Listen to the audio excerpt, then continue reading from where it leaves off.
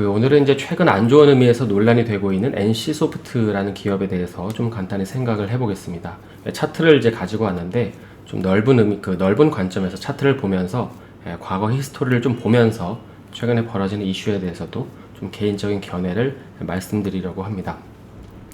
일단 이제 오늘까지 NC소프트 같은 경우에는 약 한 24% 정도 이렇게 하락을 했는데 그 얘기를 하기 전에 이 기업을 좀 개괄적으로 보면 이제 이런 어떤 사이클이 있었죠.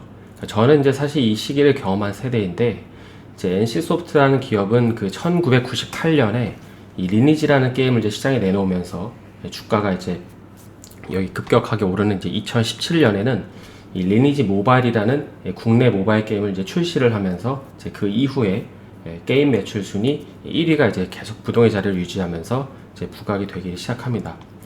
사실 이 NC소프트 같은 경우에는 이제 여기 2017년을 좀 기점으로 주가를 보는 게 맞는데요. 왜냐하면은 이제 2017년부터 앞서 말씀드린 이 모바일 게임이 출시가 됐기 때문입니다. 그래서 그 이전에 이제 주가를 보시게 되면은 뭐 이때 앞에 잠깐 오른 게 있는데 그 이유를 그 이슈를 제외하고는 옆으로 이렇게 다 계속 기잖아요. 박스권에 갇혀 있는데 이제 그러다가 2016년, 17년 때부터 주가가 오른 이유가 바로 이 모바일 게임입니다. 그러니까 PC 게임에 더해서 이 모바일 게임이라는 이제 멀티플을 받았기 때문인 거죠. 그래서 계속 보시면은 이제 2017년 내내 이제 주가가 올랐지만은 그 이후에 이제 2018년에 보면 이렇게 하락을 하죠.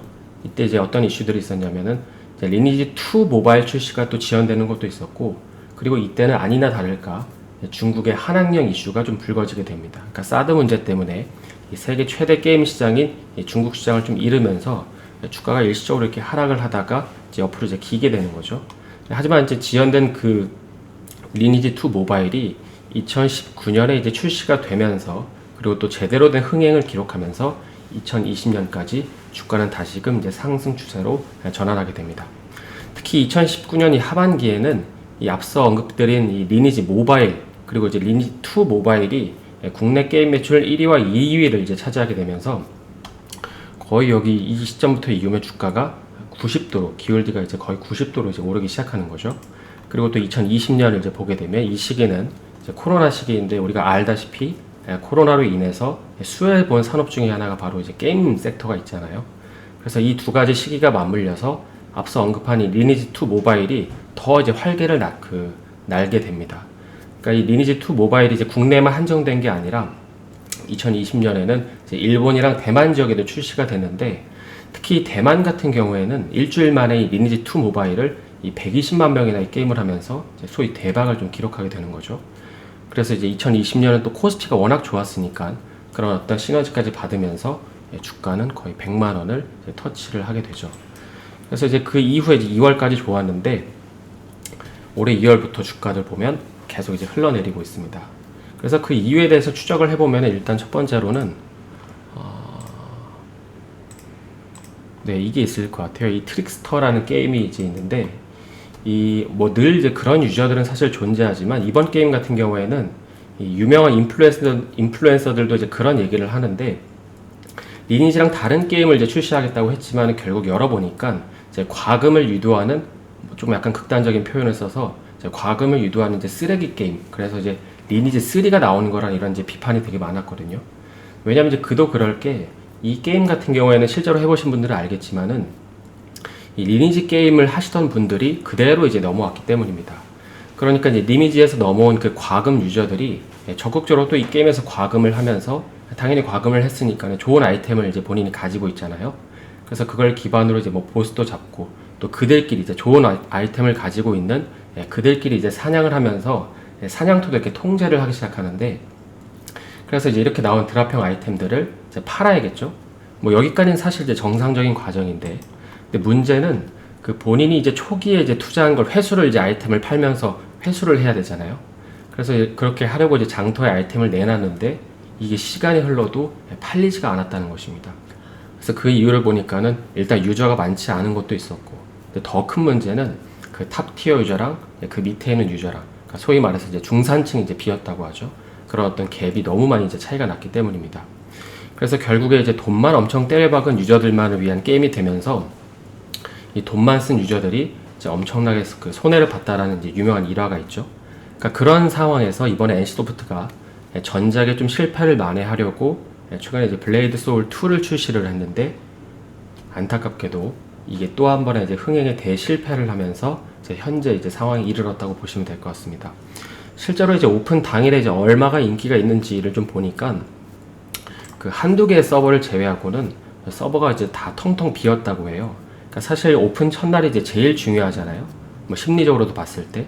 그러니까 트리플 A급이라는 어떤 기업이 만든 모바일 신작 게임의 서버가 텅텅 비었으니까 다음날 주가는 당연히 이런 그 기사의 제목처럼 이런 식으로 이제 뻔할 수밖에 없었던 거죠. 그리고 또 반사수혜로 그 펄어비스의 도깨비가 또 부각이 되면서 약간 더 이제 갈렸다고 보는 게 맞을 겁니다. 근데 이제 한편으로 보면 이제 오늘까지 이틀간 약 뭐 시총이 1, 2조인 기업도 아니고 15조가 넘는 이 기업의 주가가 게임 하나 때문에 원하는 기대감이 충족이 안 됐다고 해서 이렇게 빠지는 거는 약간 이제 과하다는 생각이 들기도 하잖아요. 물론 이제 하반기 실적이 약간 먹구름이 있어서 그런 것들이 선반영돼서 하락하는 것도 있겠지만은 게임 하나 때문에 어제 오늘의 급락이 상식적이라고 납득이 간다고 생각하는 사람은 많지 않을 겁니다. 근데 한편으로 이런 관점 말고 게임을 보고 실망한 게 아니라 이 NC소프트라는 기업에 대해서 실망을 했다면 좀 어떨까요? 저는 가끔 그 개인 투자자들의 투심을 살피려고 몇몇 이렇게 대형 커뮤니티에 좀 접속을 해보는데, 뭐 주가가 이제 크게 하락한 요인도 있겠지만은 현재 그 NC소프트의 하락은 어느 정도 납득이 된다는 의견이 꽤나 많습니다.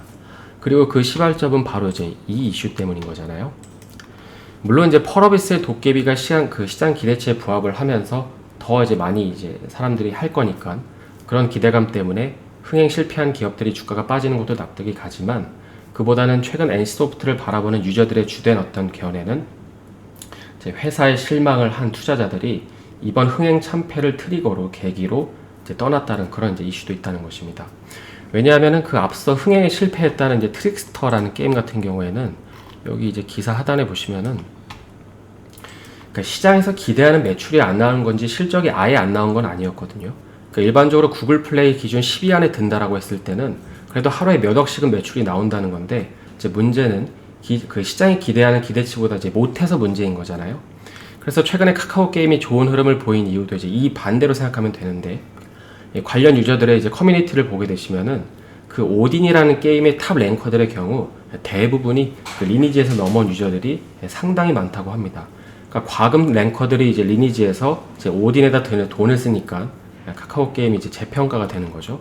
그리고 이런 식으로 현재 오딘은 양대 마켓 매출 1위를 달성할 수 있었던 이유가 이제 여기에 있는 것이죠. 그래서 개인적으로는 NC소프트가 나쁜 기업이고 현재 주가 하락이 뭐 당연하다 이런 얘기를 이제 한다라기보다도, 이번 케이스를 보면서 이제 주식이라는 게 단순히 뭐 어떤 숫자 논리에 의해서 반응하는 것도 아니고 정말 이제 입체적으로 반영을 하는구나라는 걸 좀 느끼게 되는데요. 이제 그럼에도 불구하고 시장은 늘 옳다라는 문구가 있잖아요.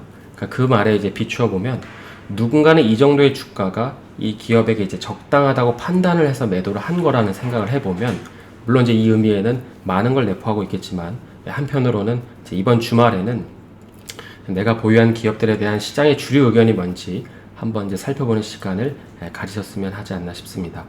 그래서 한 주간 고생 많으셨고요. 저는 월요일에 다시 인사드리겠습니다. 오늘 영상이 도움이 되셨다면 좋아요와 구독 부탁드립니다.